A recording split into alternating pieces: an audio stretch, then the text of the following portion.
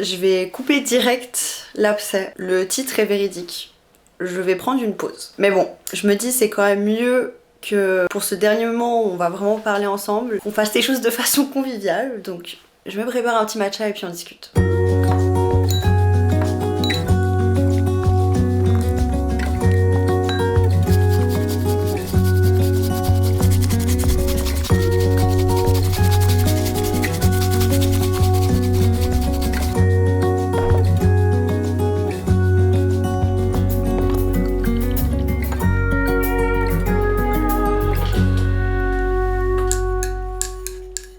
Par où commencer? C'est ça la question. J'ai envie que cette vidéo elle soit authentique, donc je vais la monter pour qu'elle soit un minimum digeste, mais je vais essayer de la faire assez soft, assez sobre, voilà. Du coup ça fait à peu près 4 ans, presque 4 ans, que je suis régulière sur la plateforme YouTube. Mais est-ce que je vous ai déjà expliqué les raisons de pourquoi j'ai commencé YouTube? Parfois on fait des choses et on a l'impression qu'il y a des raisons et puis plus tard on se rend compte qu'il y a des nouvelles raisons qui apparaissent. Ou des raisons qu'on a oubliées également. Et moi j'ai commencé à être régulière sur YouTube à un certain moment de ma vie, c'est quand je suis arrivée à l'université. Juste après le Covid, j'ai toujours aimé l'univers de YouTube. J'avais déjà commencé depuis des années la photo, etc. Donc tout ce qui est audiovisuel ça me plaisait, je faisais déjà des montages de mon côté. Mais de les rendre publics, bah ça a fallu du temps, mais à un moment je me suis lancée, j'en avais besoin. Et mes vlogs, mes premiers vlogs, c'était pour montrer un peu ma vie d'étudiante, ma vie de personne en formation d'enseignante. Et du coup en fait je me rends compte, c'est trop bizarre, mais c'est un peu comme si j'avais filmé, documenté toutes mes années d'étudiante. Et là j'ai fini mes études il y a quelques jours.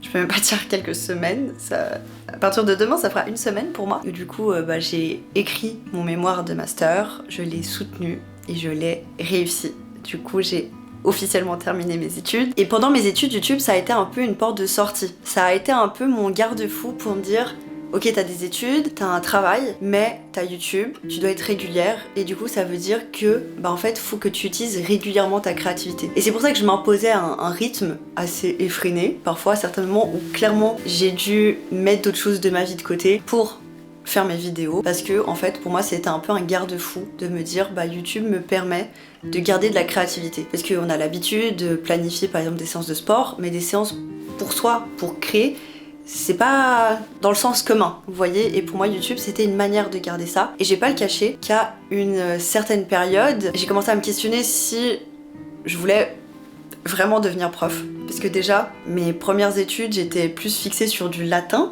donc plus littéraire. Ensuite, j'ai complètement bifurqué dans le milieu scientifique, mais genre, la chimie était ma passion, vous captez? Regardez-moi avec une blouse blanche, vous allez voir que ça va bien matcher. Et à un moment, j'ai hésité à continuer soit en chimie, soit faire du biomédical, et en fait je me suis retrouvée à faire des sciences de l'éducation dans le but d'enseigner, parce que c'était un métier qui me plaisait, le fait d'être avec des gens, de transmettre des choses.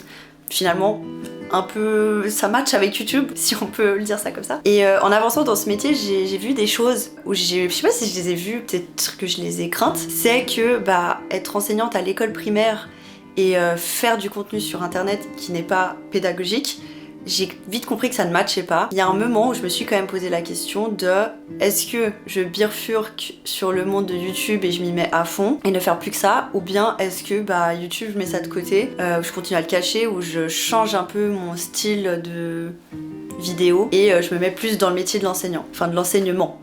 Si je parle français, ce serait quand même bien vu que je suis censée l'enseigner.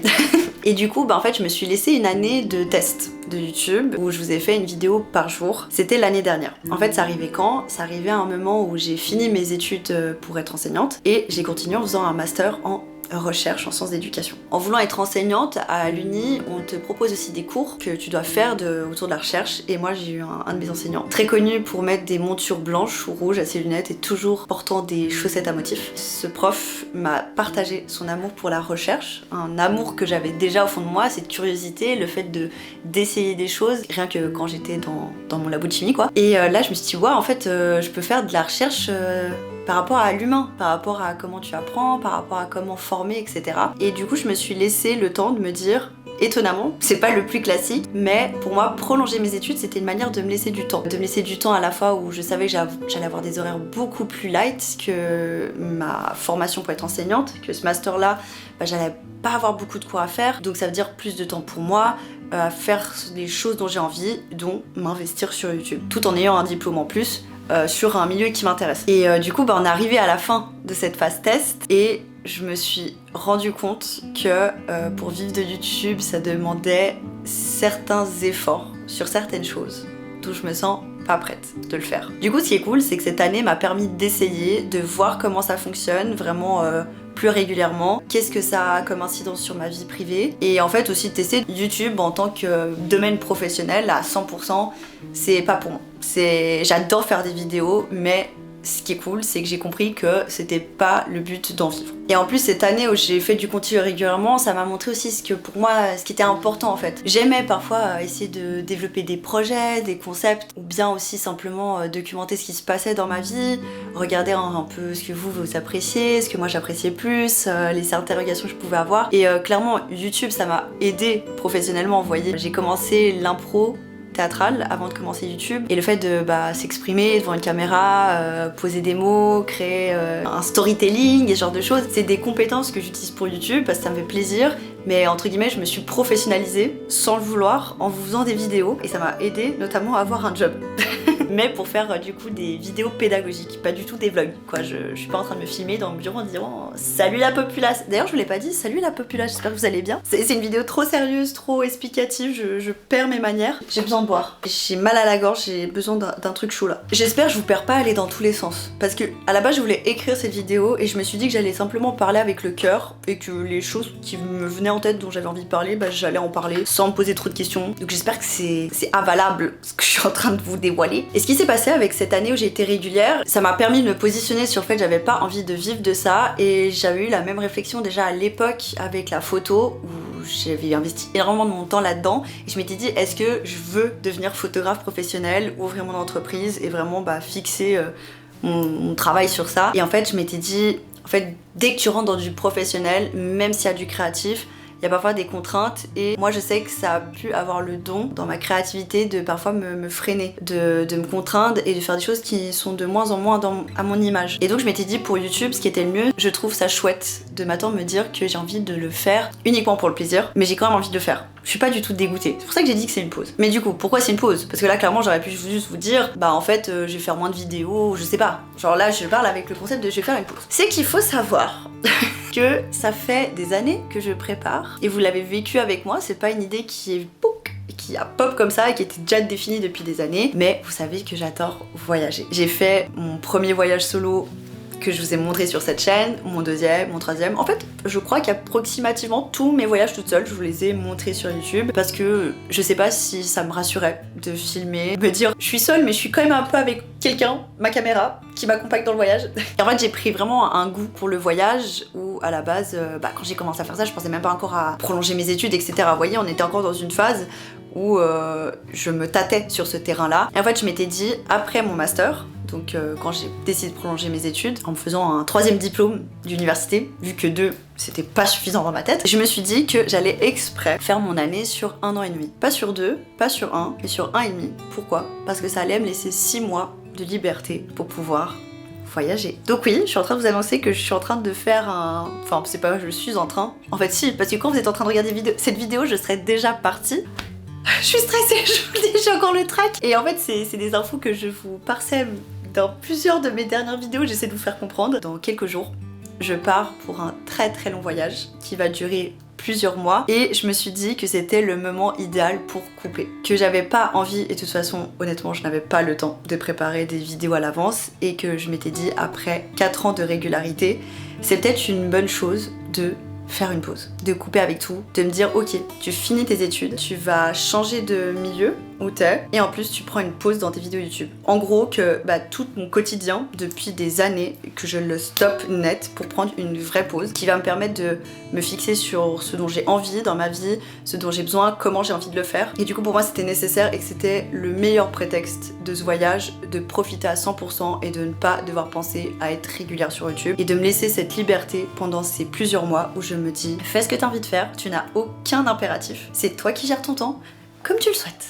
Et ça fait très longtemps que ça ne m'est pas arrivé cette sensation, parce que même quand j'étais en vacances, je continue à faire les vidéos YouTube, par exemple de prévoir les sauces-semaines, etc. Enfin, je veux dire, c'est des choses où en fait ça fait 4 ans que je ne m'arrête pas. C'est ça pour mon taf, pour mes études, pour YouTube, il y a toujours quelque chose qui rythme mes journées, et j'avais envie de vivre cette expérience en coupant. Je sais que vous posez déjà la question parce que tous mes proches, quand je leur ai appris que j'allais partir autant de temps voyager, c'était évidemment vas-tu vlogger cette expérience? J'ai envie de vous dire oui et non. Je m'explique. Je vais prendre tout mon matériel pour filmer sur place parce que j'y ai réfléchi au bout d'un moment. Je me suis dit, Anna-Sophia, je pense que tu vas t'en vouloir de pas le faire parce que tu fais ça depuis des années et que tu sais le plaisir que t'as de retomber sur tes vidéos, donc faut que tu le filmes.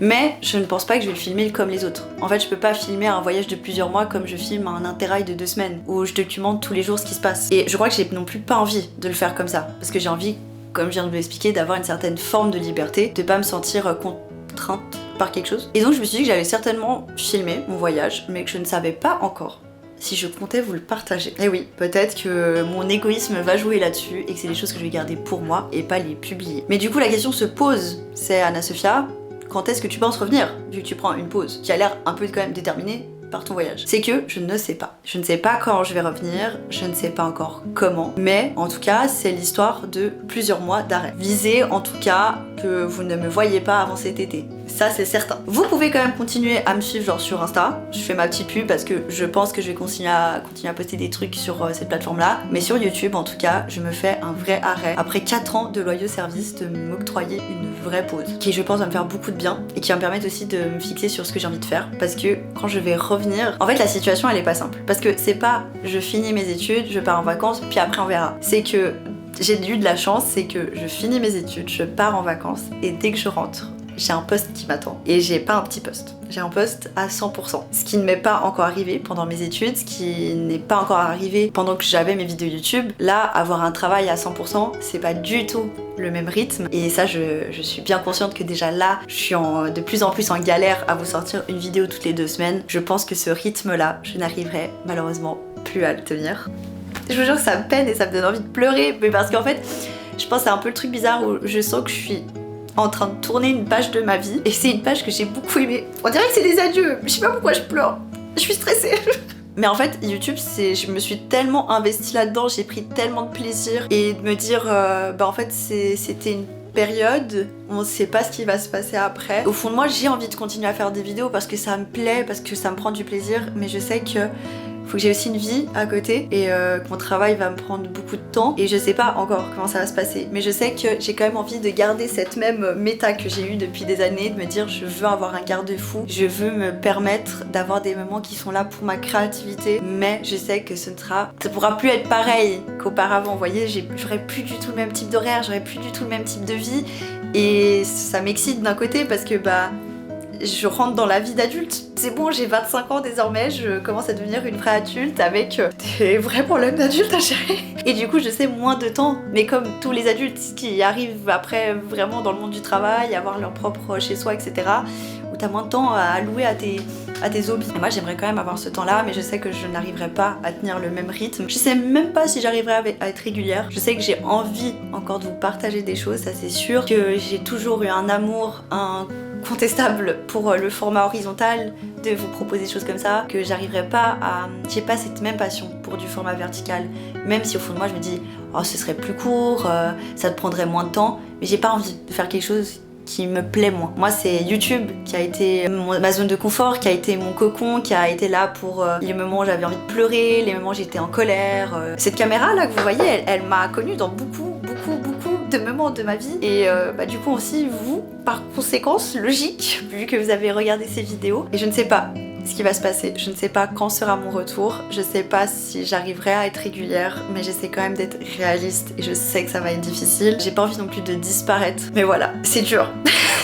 C'est dur, j'ai vraiment envie de pleurer. Je pensais, très honnêtement, je pensais pas que j'allais pleurer pendant cette vidéo parce que je pense que le fait de le poser là maintenant avec des mots, la situation, je me rends bien compte des choses qui vont changer et que je sentais déjà un peu la fatigue chronique que je suis en train de, d'avoir sur moi depuis des semaines pour gérer travail, études et YouTube. Je sentais que là je commence à arriver à bout malgré tout le bonheur que je vis dans chacun de ces milieux là, mais la vie commence à me pousser à devoir faire des choix et à faire des concessions. Donc voilà, je pense que je serai toujours un peu là sur cette plateforme. Je sais pas comment, mais j'ai envie. Donc je vais m'en donner les moyens, parce que sachez-le, quand je veux quelque chose, je l'ai. Ça va me faire une pause. C'est comme si un peu je redoutais la situation. Je pense que je vais tellement redouter le moment où je vais revenir sur cette plateforme en mode est-ce que les gens m'ont oublié? Est-ce que je vais me faire insulter? Mais d'un autre côté, c'est cool. C'est que je vais vivre un vrai moment de transition où je vais pouvoir souffler pendant ces vacances. Et je sais que ça vous titille de savoir. Et je pense très sincèrement, il y a quand même beaucoup plus de chances que je vous partage mes vacances que je ne vous les partage pas. Je trouvais ça quand même bizarre au vu des destinations en plus que je fais et je pense que je vais vous faire des bêtes d'images. Mais je vous l'ai dit dans ma FAQ que je vous ai sorti en septembre que j'allais partir très très loin. Genre à l'autre bout du monde. Mais en fait, je vais partir dans 3 pays différents. Je vous laisse un peu réfléchir. Mettez vos pronostics en commentaire. Vous pensez que je pars où? Hein? Bon allez, je vous balance. Première destination, la Nouvelle-Zélande.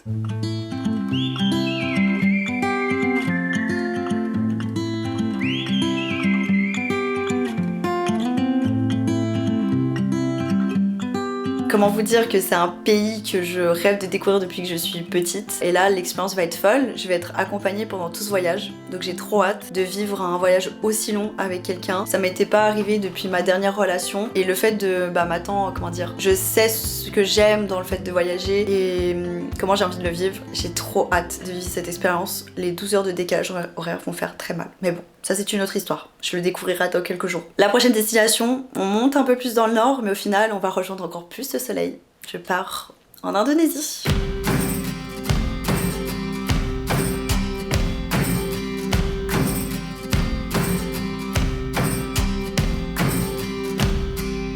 J'ai hâte, je vais rester très très longtemps là-bas. Je pense pas du tout vous filmer tout ce voyage en Indonésie. Évidemment, je pense que vous en doutez bien que je vais surfer un max et que le but c'est vraiment que j'essaie de parcourir les îles et pas uniquement de rester sur un point parce que je vais rester vraiment très longtemps sur place. Et ma dernière destination, et je crois que le matcha que je suis en train de déguster vous donne une très bonne information. Je pars au Japon.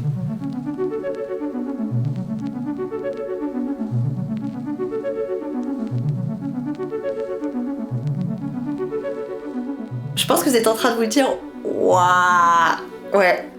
Moi qui n'ai pris que l'avion au plus loin pour aller en Écosse, je n'ai jamais traversé la Méditerranée. Donc c'est pour ça que je vous dis c'est vraiment genre c'est le voyage d'une vie.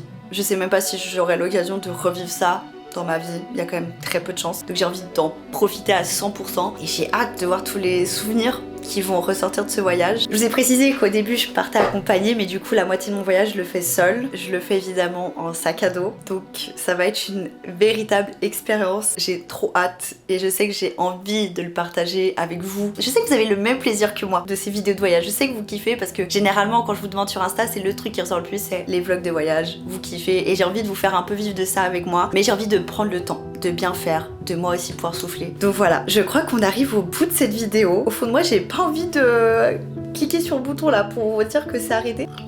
Parce que là, ça veut dire que c'est la fin, officiellement. Je vais pas repleurer, promis. J'ai hâte de voir ce que va nous offrir cette année. Je vous ai dit, 2026 allait être une année extrêmement riche pour moi. Il va se passer énormément de choses et il s'est déjà passé beaucoup trop de choses alors qu'on est qu'en février. Mais je suis convaincue que ça va être bien. D'ailleurs, les indices de mon voyage étaient là depuis le début, dans ce vision board. Peut-être que certains n'ont pas pris le temps de l'analyser. Vous auriez dû. Bon, je crois que c'est l'heure de vous le dire. N'hésitez pas à liker, commenter et vous abonner pour suivre mes futures vidéos ou bien vous retaper toutes mes anciennes, surtout mes vlogs de voyage. Kiffez. Franchement, je suis d'accord avec vous. Je pense que c'est le meilleur de ce que j'ai servi sur cette plateforme. Et puis je vous dis, pas dans 2 semaines, pas à lundi. Je vous dis à dans un moment. Bisous. Oh putain.